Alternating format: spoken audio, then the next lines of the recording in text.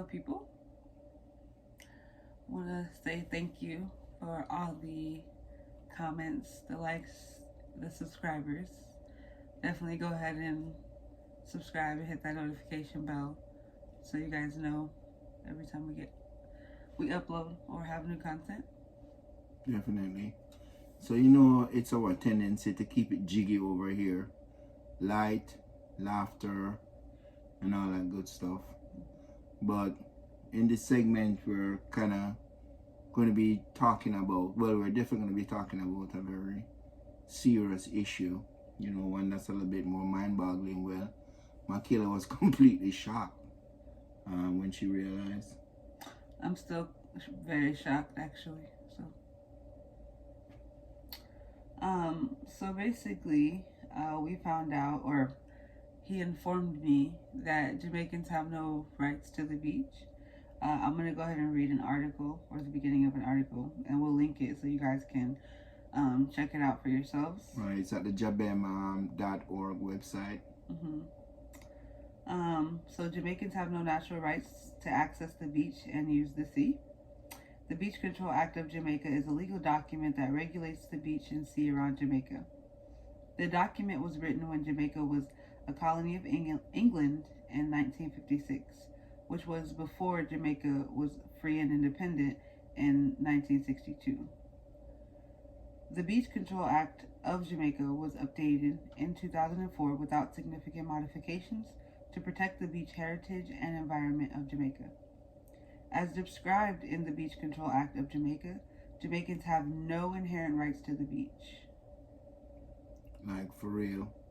So I know it's been kind of a hot button topic recently. I've been aware of it for some time now, and I guess most people have, if not through literature, then through their own experience of actually trying to access the beach in Jamaica.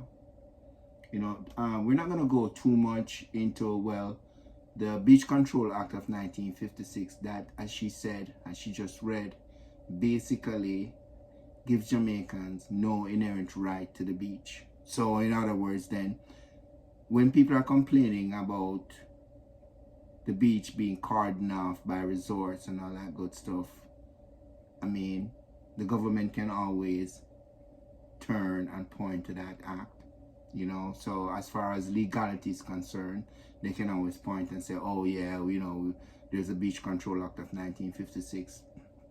And what we both found funny, because we know that Jamaica is pushing to be a republic, and as far as near as 2024, and we were thinking that people were worried about, oh yeah, we don't want to honor the Queen anymore, we don't want to do this, we don't want to do that. Then why are you referring to an act, a law from 1956, if you're so interested in becoming a republic, if you're so interested of letting go of the Queen? So it just basically brings up that there are definitely ulterior motives. You know what I mean? Can you imagine Makayla when she realized that, so I was born in the desert, so it makes no sense to be surrounded by water in every way, shape, and form, from rivers, so on and so forth, and you don't have any rights to it, like that. What? The fact that somebody would go, okay, they had the foresight. It's kind of like what we talk about with the whole prison situation. They have the foresight to say, oh, I'm going to buy this, this natural resource from you. I'm going to buy this from you. And at the time, I'm assuming people just be like, oh, okay, whatever. Because it's like, how do you buy water? How do you buy, so it makes sense for someone not to understand what they're really they're selling, more or less. So you can't really, I don't really blame the act itself, or not necessarily the act, but the people kind of affected by it. But you definitely want to look at the people who are really perpetrating this to be like you said, like what is the motive? Like, why would you inherently trap people inland and not give them any access to the natural water that literally surrounds them on all sides? So yeah, it's kind of weird. It's kind of definitely weird. So breaking it down for people who basically don't understand. So there's a north, south, east, west coast. Okay, you can for simplicity's sake, you can imagine Jamaica as basically as a circle. Okay, or or better yet, as oval. as a square. Let's use a square.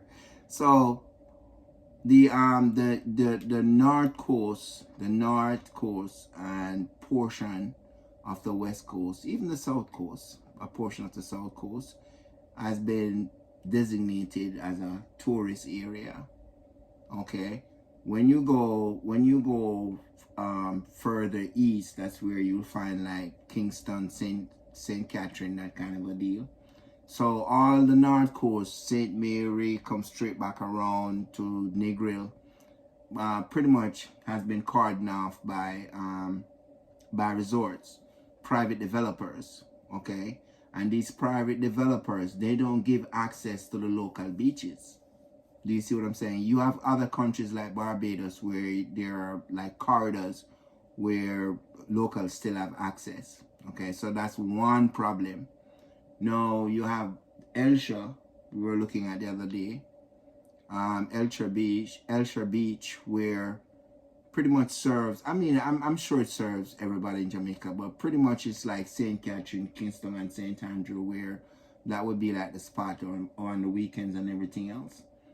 Now we realize now that beach, that whole coastline is pretty much eroding, right? So when literally nobody, like, I'm not gonna say nobody's like trying to help it and assist it, but it's like no actual plan in place on how to fix it, even though on their literal other beaches that they've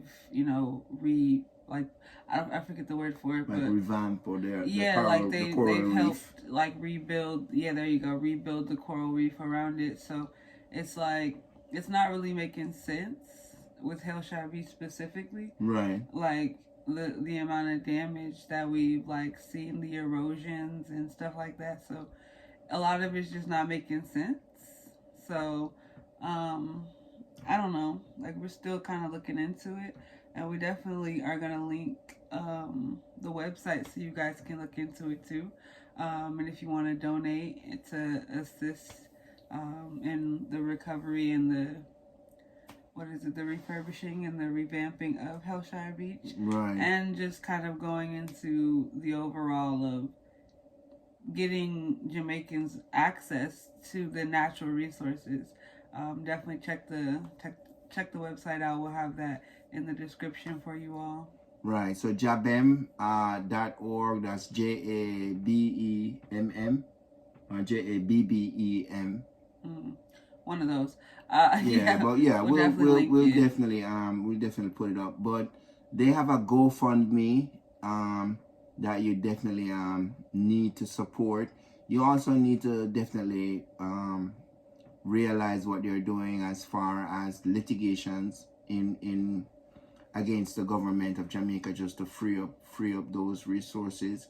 And we probably will touch on this again, but we just wanted to say that it's a shame. Mm-hmm. It's a shame. I mean, like, every one of our resources are being sold wholesale, and it just makes no sense. And if you're far off, it may seem as if it's well, I mean, come on, Jamaica has so many problems. Why the beach? Can you imagine living on an island and you don't have free access to beaches, good beaches? In other words, you've never seen a white sand beach, and you say you're a Jamaican.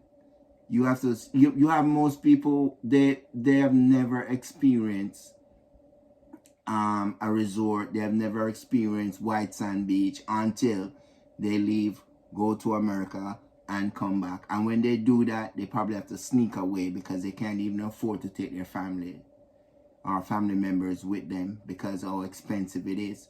So it's definitely a travesty, and we want people to really get involved. We want people to look at the ELSHA, the efforts at trying to revamp ELSHA.